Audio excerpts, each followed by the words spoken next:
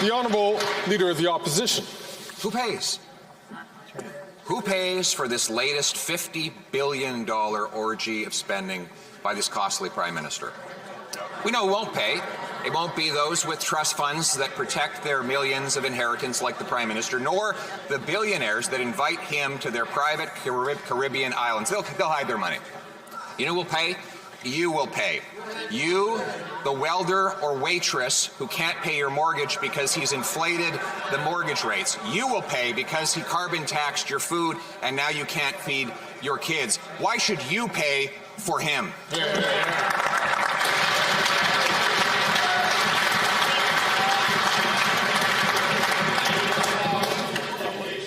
My comment still applies. The Right Honourable Prime Minister. Mr. Speaker, it is interesting to see the lengths to which the Leader of the Opposition will go to avoid saying that he is choosing to stand with the ultra-wealthy, against the middle class, against young Canadians. When we first got elected and raised taxes on the wealthiest 1% to lower them for the middle class, the Conservative Party and that leader voted against it. We are asking for the wealthiest in this country, the wealthiest 0.1%, to pay more in taxes so we can support the middle class, so we can restore the dream, particularly for young people, of home ownership, of a brighter future that the world is taking away from people all over the world.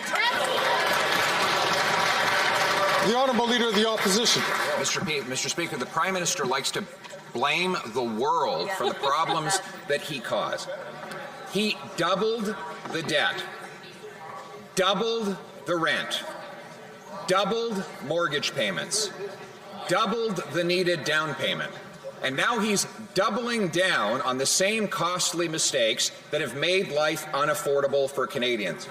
When will this Prime Minister realize that he's not worth the cost and that repeating the same thing 9 times and expecting a different result is the definition of insanity?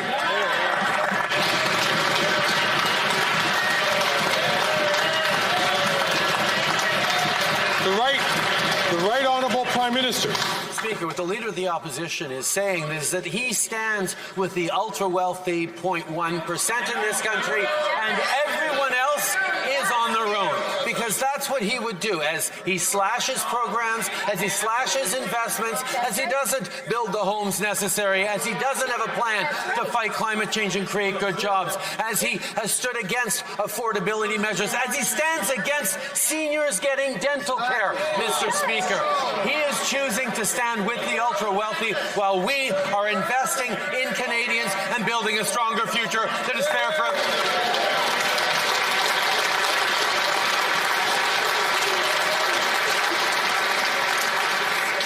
The Honourable Leader of the Opposition. Mr. Speaker, he is the ultra-wealthy. He hid his family fortune in a tax-sheltered trust fund so he wouldn't have to pay the same tax as everyone else. He vacations with the ultra-wealthy on their private islands in tax-preferred locations where they can hide their money and avoid paying their fair share here in Canada. And now he's paying off the ultra-wealthy by spending $54 billion on debt interest, more than on health care. Why give more money to the ultra-wealthy bankers and bondholders instead of the nurses and doctors? The Right Honourable Prime Minister. Speaker, this is a budget that invests in fairness for every generation by asking the ultra-wealthy to pay a little more. And, Mr. Speaker, the Conservative Party is choosing to stand with the status quo, stand with the ultra-wealthy, instead of saying, yes, we need to invest in young people. We need to build more houses. We need to support seniors with dental care. We need to create more spaces in childcare. We need to deliver hundreds of dollars a month tax-free in a disability benefit. These are the things we will be doing. Those are the things that they stand against.